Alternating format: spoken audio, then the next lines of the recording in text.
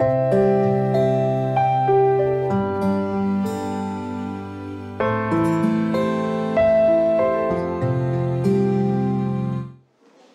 quero saudar os irmãos com a graça e a paz do Senhor mais uma vez. Também quero cumprimentar os irmãos que nos acompanham pela live. Sejam bem-vindos em nome de Jesus. Vamos abrir a nossa Bíblia, irmãos, em 1 Coríntios 1. Primeira carta de Paulo aos Coríntios, capítulo 1. Nós leremos os versículos 18 a 20.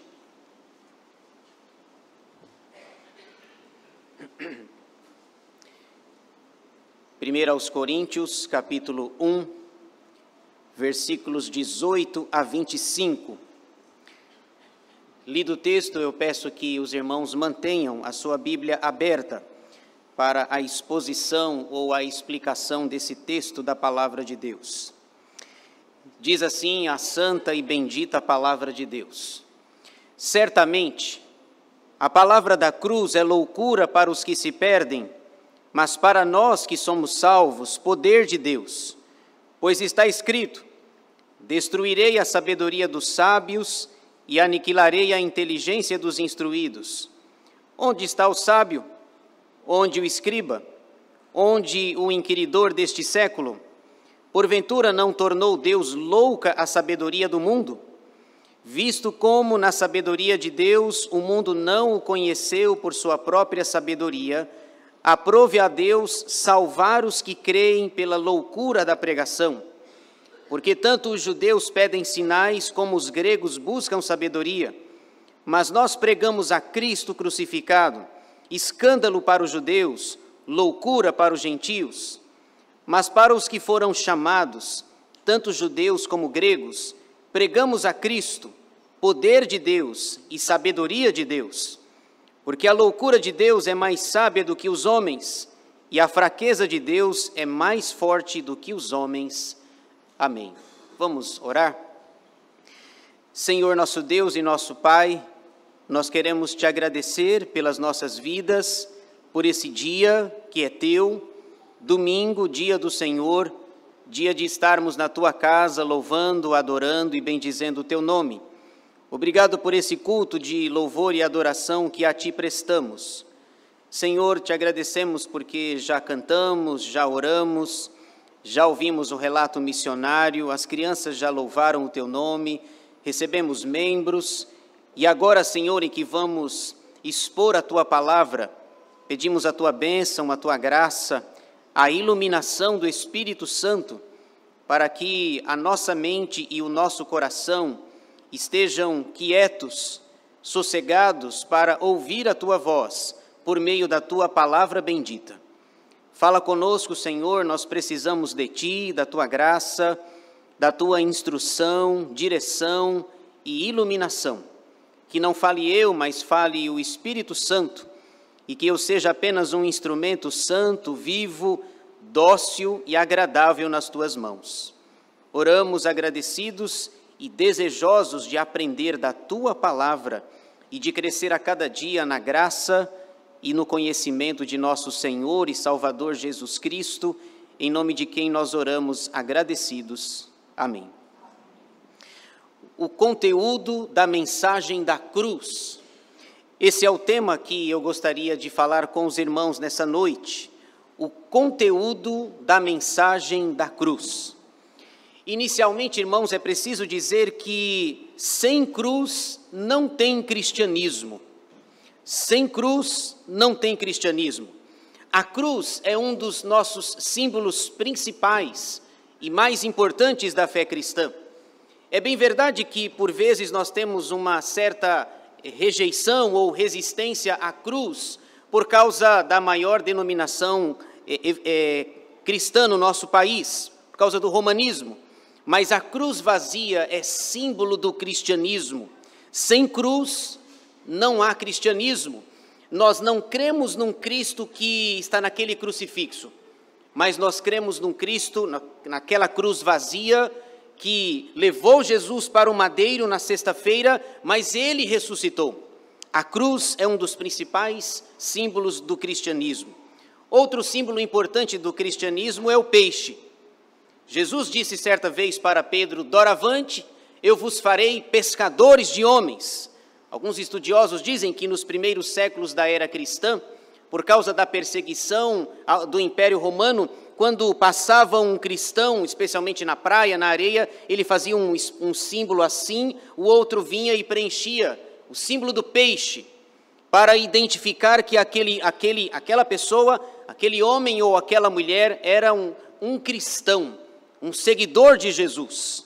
Cristãos espalhados pelo mundo inteiro têm morrido por causa da cruz, a cruz vazia, que nos representa, que nos simboliza, que é sinônimo de vitória. Jesus sobe naquela cruz, se faz maldição em nosso lugar, mas ele não fica ali. Ele ressuscitou, ele vence a morte, ele triunfa. Cristãos espalhados pelo mundo inteiro têm morrido por causa da cruz. Somos conhecidos, inclusive, como o povo da cruz.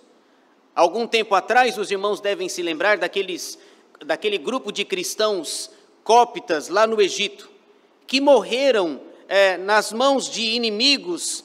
Eles usavam uma roupa laranja, eles ficaram todos ajoelhados lá na beira da praia, enquanto seus algozes estavam por detrás com uma arma. Eles foram mortos, mas não negaram a sua fé em Jesus. Há vídeos até hoje mostrando que o sangue desses cristãos, foram jogados na água da praia do mar, e a água se mistura com sangue, e esses inimigos chamaram os cristãos na ocasião de o povo da cruz. Sem cruz não tem cristianismo. É preciso nós entendermos isso, e é preciso nós então conhecermos a mensagem dessa cruz. O que essa cruz ensina, o que está implícito, quais as verdades que estão por trás daquele madeiro que Jesus se fez maldição em nosso lugar. Pensando nisso, eu quero falar com os irmãos, portanto, sobre o conteúdo da mensagem da cruz.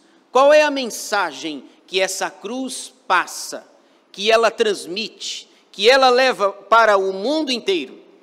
O texto que lemos apresenta algumas verdades importantes e esclarecedoras a esse respeito.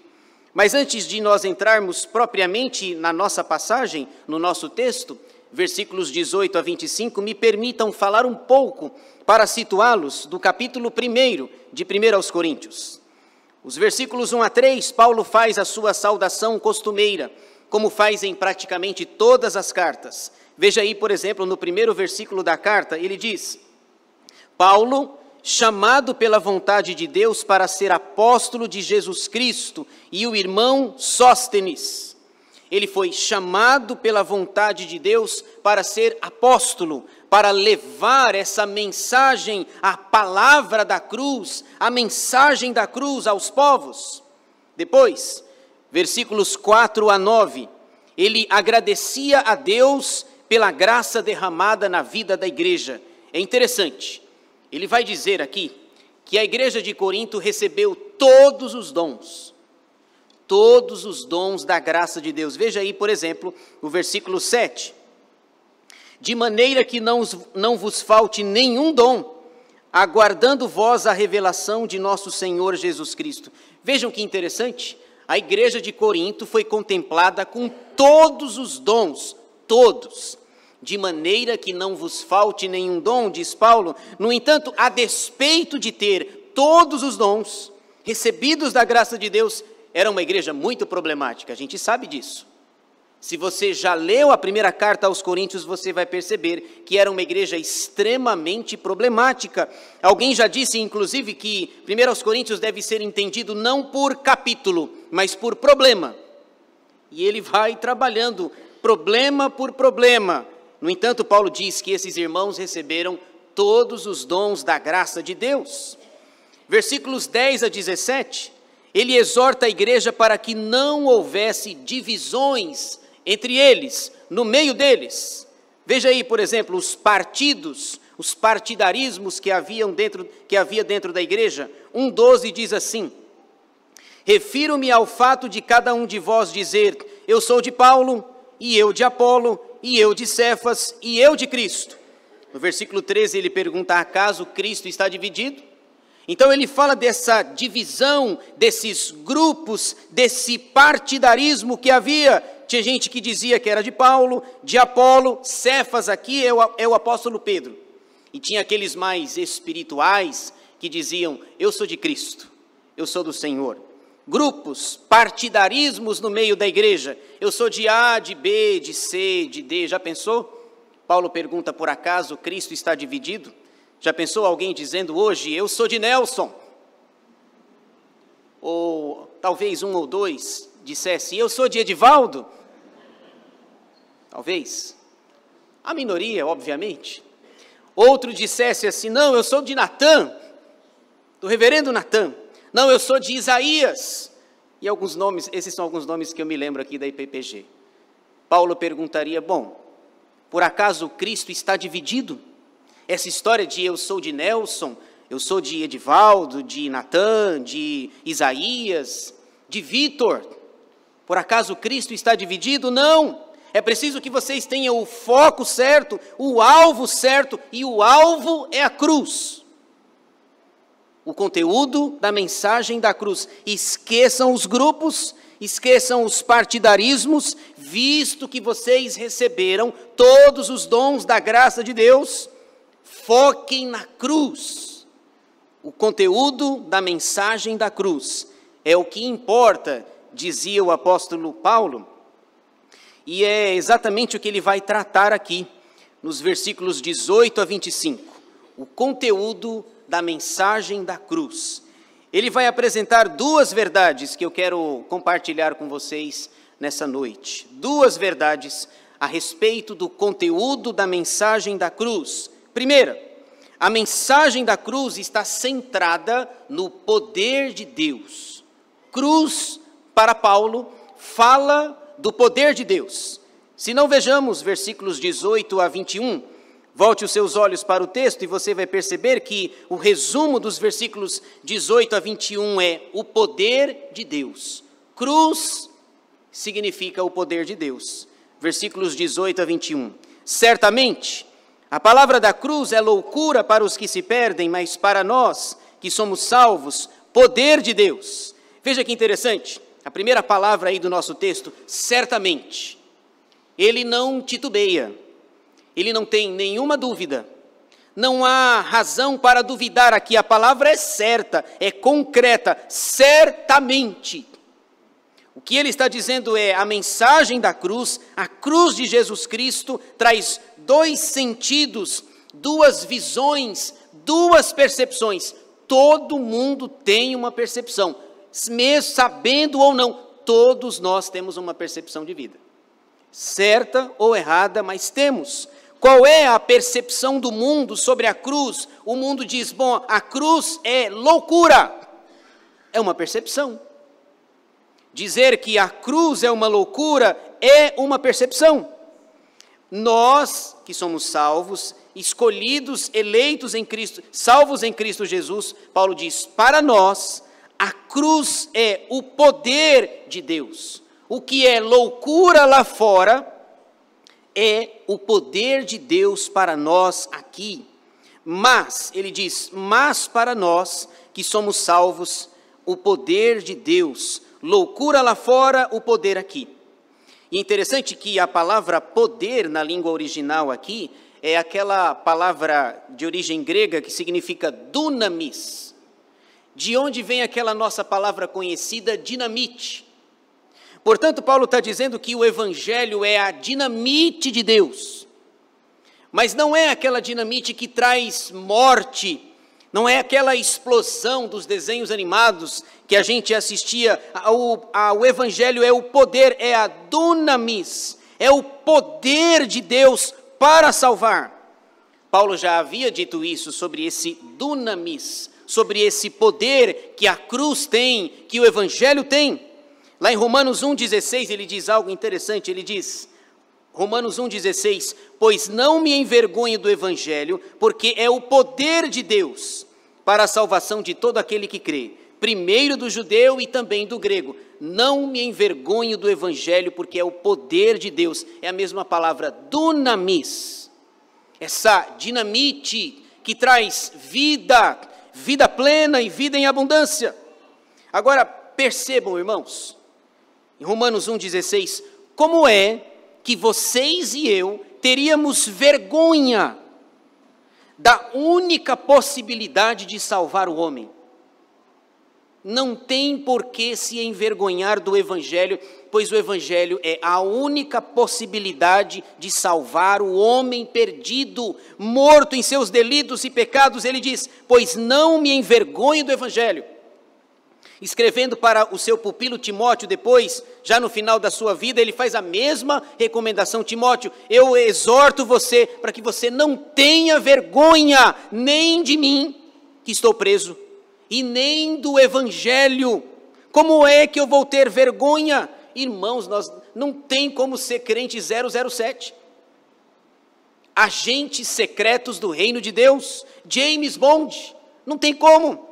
Como é que você vai ser um agente secreto? Como é que você vai guardar o maior tesouro que nós poderíamos ter, que é o evangelho, as boas novas de salvação?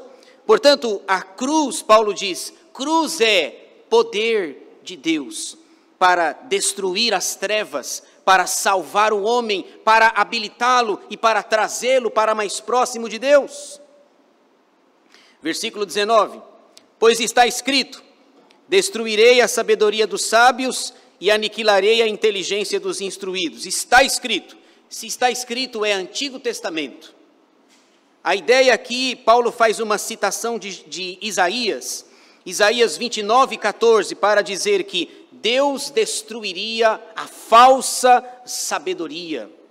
Sabedoria falsa, humana, sem valor, terrena, na percepção ou no entendimento de Tiago, lá na sua carta, essa sabedoria seria destruída. Veja, versículo 20, outra citação, está escrito. E se está escrito, é o Antigo Testamento. Paulo faz 4 perguntas retóricas, citando Isaías 44:25, todas elas, olha só, as perguntas retóricas. Onde está o sábio? Onde o escriba? Onde um inquiridor deste século? Porventura não tornou Deus louca a sabedoria do mundo? Todas essas 4 perguntas são para mostrar que a sabedoria humana não tem valor sem Deus. Tirando Deus do eixo, do centro, tirando Deus da centralidade que ele deve ter. Todas elas, perguntas retóricas para dizer, a sabedoria humana não tem nenhum valor. Versículo 21. Visto como, na sabedoria de Deus, o mundo não o conheceu por sua própria sabedoria, aprove a Deus salvar os que creem pela loucura da pregação. Veja, no versículo 21, Paulo diz que os homens não conheceram a Deus. Apesar de Deus ter pintado um grande quadro, se alguém disser assim para você, como é que você prova que Deus existe? Pegue na mão dele e leve-o lá fora e mostre a lua, e mostre as estrelas, mostre essa criação, mostre o mar. Nós estamos pertinho do mar. Alguém pensou nisso, alguém criou isso, alguém fez todas as coisas. Paulo diz que as pessoas não conheceram, veja, a criação de Deus. Alguém já disse que a criação é o cartão de visita de Deus. Quem é o autor desse quadro, dessa obra maravilhosa, com leis completamente harmoniosas? Quem é o dono? Quem é o Senhor? Quem fez todas as coisas? O que Paulo está dizendo no versículo 21, visto como na sabedoria de Deus é a criação. Leis perfeitas, leis harmônicas, leis extraordinárias. A Bíblia fala sobre isso. Davi já havia falado sobre esse cartão de visitas de Deus, a criação. O Salmo 19, que nós tão bem conhecemos, diz, Salmo 19:1, os céus proclamam a glória de Deus e o firmamento anuncia as obras das suas mãos. Davi vai dizendo, não há linguagem, não há palavras, e deles não se ouve nenhum som, no entanto, por toda a terra se faz ouvir a sua voz. Paulo também disse sobre essa sabedoria de Deus, Romanos 1:20, Paulo diz, porque os atributos invisíveis de Deus, assim o seu eterno poder, como também a sua própria divindade, claramente se reconhecem desde o princípio do mundo, sendo percebido por meio das coisas que foram criadas. Tais homens são por isso indesculpáveis. Paulo diz, o cartão de visitas de Deus está aí, o sol, a lua, o mar, as estrelas. A gente canta até uma canção, um cântico que toda vez que eu ouço, dá vontade de cantar mais uma vez. Lembra, começa o sol, eu não vou cantar aqui não, para vocês ficarem até o final da pregação. O sol, a lua, as estrelas, o mar, tudo Deus criou, tudo Deus fez. É isso aqui do versículo 21, sabedoria de Deus. O sol, a lua, as estrelas, o mar. E Paulo diz, já que os homens não conheceram esse cartão de visitas de Deus, Deus resolveu salvar o homem pela loucura da pregação. Veja, não é que Paulo entende que o evangelho é loucura, a percepção dele é que o evangelho é o poder de Deus, é como se ele estivesse fazendo um contraste. Aquilo que vocês chamam de loucura foi o método utilizado por Deus para salvar o homem. Você e eu devemos crer nessa mensagem da cruz, o poder de Deus para nos salvar. Um dia, vocês e eu ouvimos este evangelho, nossa vida mudou, nossa percepção mudou, nossa cosmovisão foi alterada, o evangelho trouxe uma nova forma de ver. Nós vamos começar a ver aí no congresso da EBD, quando Jesus diz assim, arrependei-vos porque está próximo o reino de Deus é chegado, o reino de Deus é essa plataforma de Deus, aonde ele anuncia os valores lá de cima do céu, porque os valores cá, estão deturpados, equivocados, errados, manchados pelo viés do pecado. Devemos crer na mensagem da cruz. Segunda coisa, a segunda e última verdade para nós fecharmos aqui, o conteúdo da mensagem da cruz. Primeiro, cruz fala do poder de Deus. Segundo, cruz fala de Jesus Cristo. Aí você diz, nossa pastor, mas é isso? Alguém já disse, né? Simples assim como a vida deve ser. Na verdade, a vida não é tão simples, mas não é tão simples assim. Simples assim como a vida deveria ser, ou deve ser. Mas Paulo vai dizer que a cruz fala tão somente de Jesus Cristo. Ele vai dizer nos seus escritos, ele diz, olha, eu decidi nada saber. E Paulo era um homem letrado, um homem culto. Alguém já disse que se fosse nos nossos dias, com cerca de 25 anos, o apóstolo Paulo teria 1 ou 2 doutorados, com menos de 30 anos. E ele, diante de toda, a gente conhece a história dele, ele diz assim, ele nasceu em Tarso da Cilícia e foi educado aos pés de Gamaliel, foi estudar lá em Jerusalém, e ele diz que eu levava vantagem em relação a todos os que eram da minha idade, alguém extremamente promissor. Olhe para Saulo, é um menino prodígio, alguém extremamente sábio, instruído, educado, alguém que aprendeu tudo aos pés de Gamaliel. No entanto, ele diz, eu decidi nada saber, senão Jesus Cristo, e este crucificado. A cruz, Paulo diz, cruz fala de Jesus Cristo, o Senhor da glória, que sendo rico se fez pobre por amor a mim e a você. Se não, vejamos, versículos 22 a 25, nessa frase ele vai dizer, a cruz fala de Jesus Cristo. Versículo 22, porque tanto os judeus pedem sinais, como os gregos buscam sabedoria. Ele afirma, ele fala dos judeus e fala dos gregos. Novamente aqui a gente percebe dois grupos que, quando o assunto é Jesus Cristo, eles têm duas percepções. Eles têm uma cosmovisão, uma maneira de enxergar a realidade. Por exemplo, como é que os judeus olhavam para Jesus? Como que os gregos olhavam para Jesus? E como você e eu olhamos ou devemos olhar para Jesus Cristo? Os judeus, diante de Jesus, eles diziam: queremos sinais. Faz um milagre aí. Mostra que, de fato, o Senhor é quem diz ser. Por exemplo, quando Jesus estava pendurado na cruz, aqueles homens, os religiosos, eles passavam, olhavam para o madeiro, meneavam, balançavam a cabeça, faziam assim. E a palavra deles era: salvou os outros e não é capaz de salvar a si mesmo.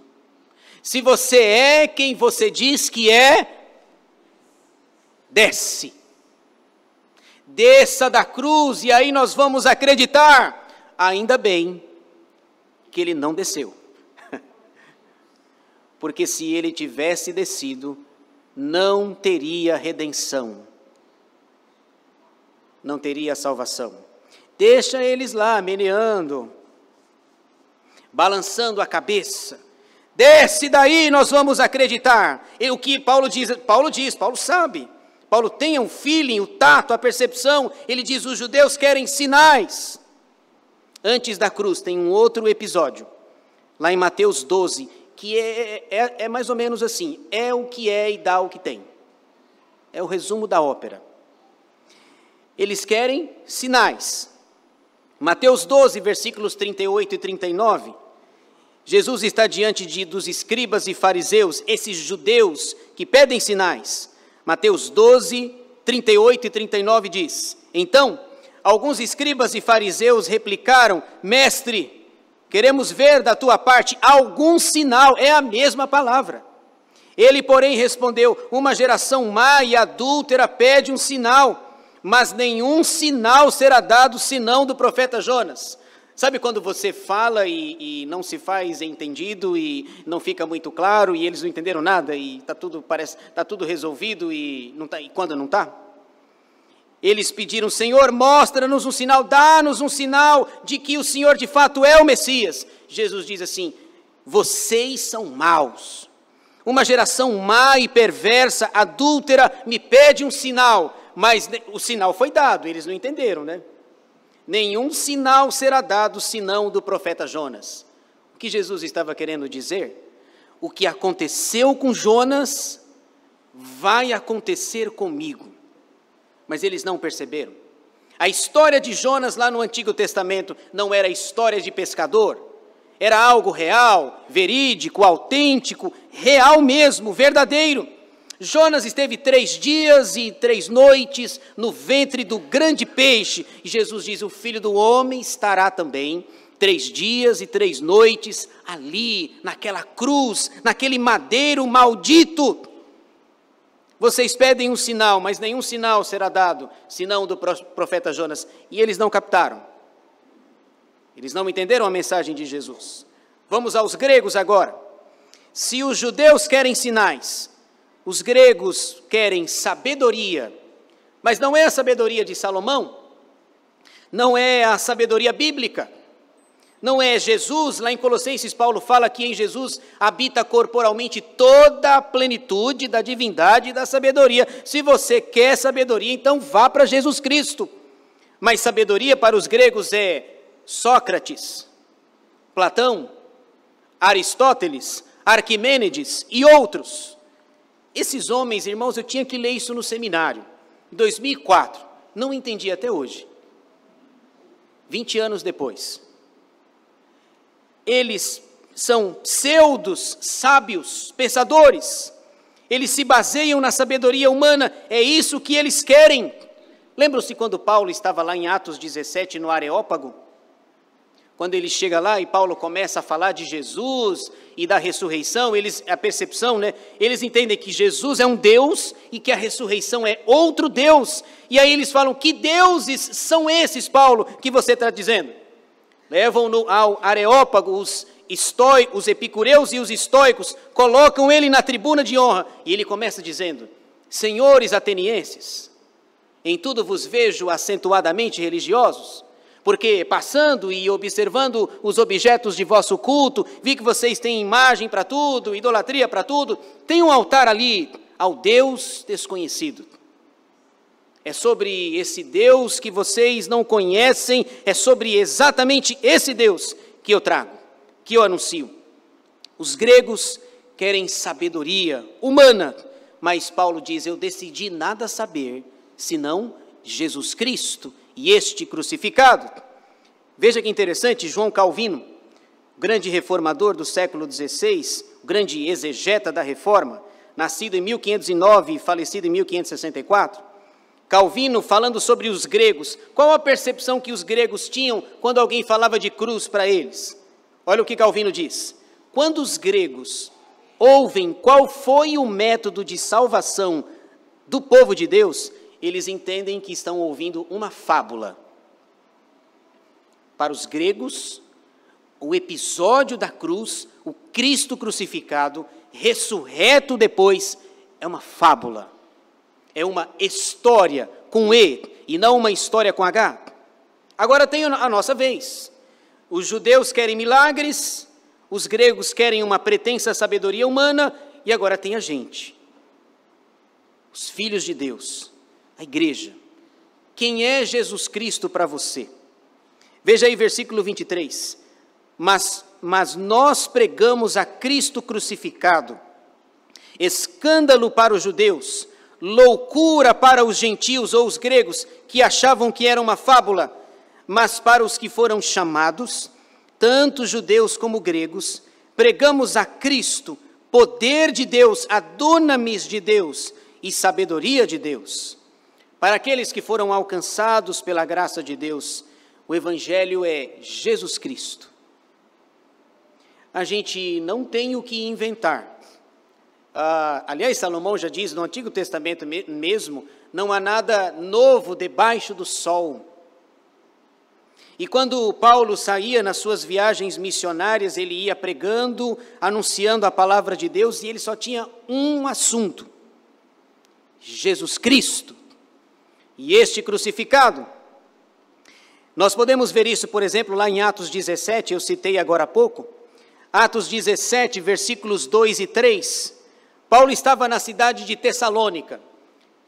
Tessalônica era uma cidade grega, acostumada com a filosofia grega. E Paulo está em Tessalônica, depois ele vai escrever 2 cartas.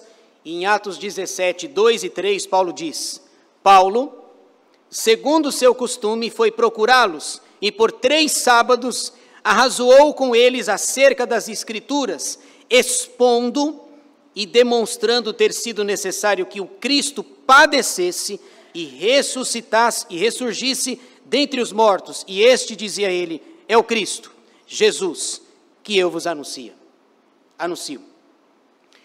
3 semanas, 3 sábados, que ele esteve na cidade de Tessalônica. Leia as 2 cartas aos Tessalonicenses, a primeira e a segunda. Paulo falou dos assuntos mais profundos aos Tessalonicenses. 3 vezes, 3 sábados, Paulo fala de apostasia, Paulo fala da volta de Jesus, Paulo fala do surgimento do anticristo, a quem ele chama de o homem da iniquidade, o mistério da iniquidade, o homem do erro já opera 3 semanas. Talvez nós disséssemos, não, Paulo, 3 semanas é pouco. Você tem que mandar os Tessalonicenses para a classe do pastor Edivaldo. Doutrinas básicas da fé cristã. Não se dá escatologia em 3 semanas. Leia depois a primeira e a segunda carta, que ele fala de coisas profundas.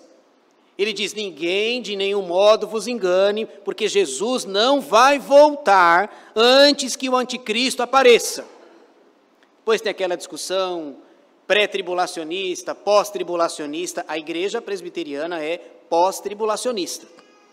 Paulo diz: ninguém vos engane, antes de Jesus vai voltar, vai aparecer o homem da iniquidade, o filho da perdição, o anticristo.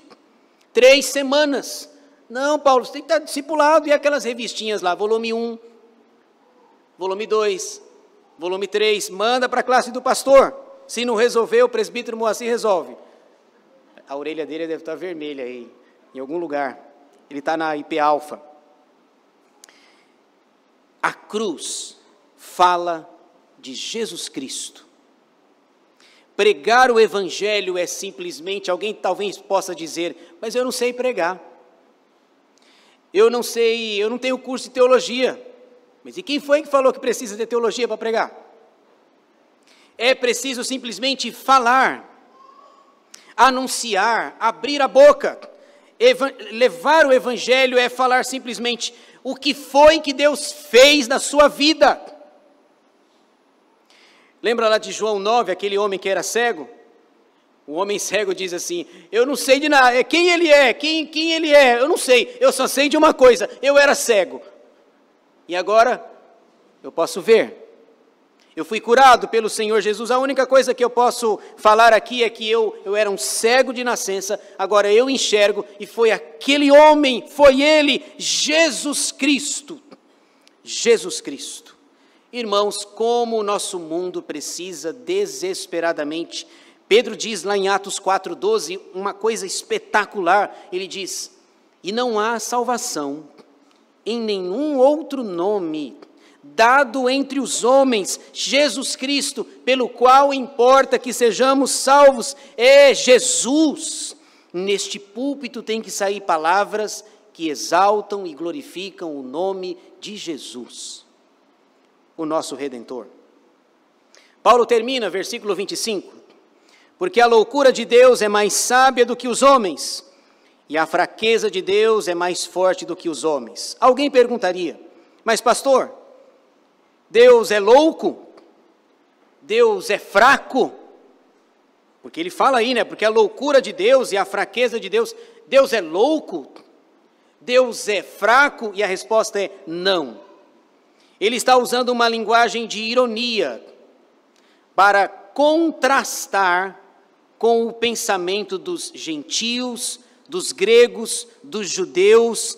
Para a humanidade caída que diz que isso é loucura, Paulo diz: pois é essa loucura que salva o homem, que o liberta do inferno, que tira dos grilhões de Satanás. É essa loucura que faz o homem com que ele tenha uma nova vida, com que ele saia do império das trevas e vá viver no reino maravilhoso da luz de nosso Senhor Jesus.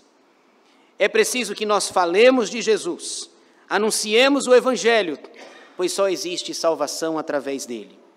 Se você não consegue falar, se você não sabe falar, alguém já disse também, pregue o evangelho sempre. Se preciso for, use palavras. Ainda tem o testemunho, ainda tem a tua forma de viver, a maneira como nós vivemos e exaltamos ao Senhor. O conteúdo da mensagem da cruz: primeiro, o poder de Deus; segundo, Jesus Cristo. Que nós não percamos, irmãos, essa percepção, essa perspectiva de mente, para que a mensagem do Evangelho, a mensagem da cruz, continue sendo pregada e alcançando mais pessoas para a glória de Deus. Que o Senhor nos abençoe. Amém.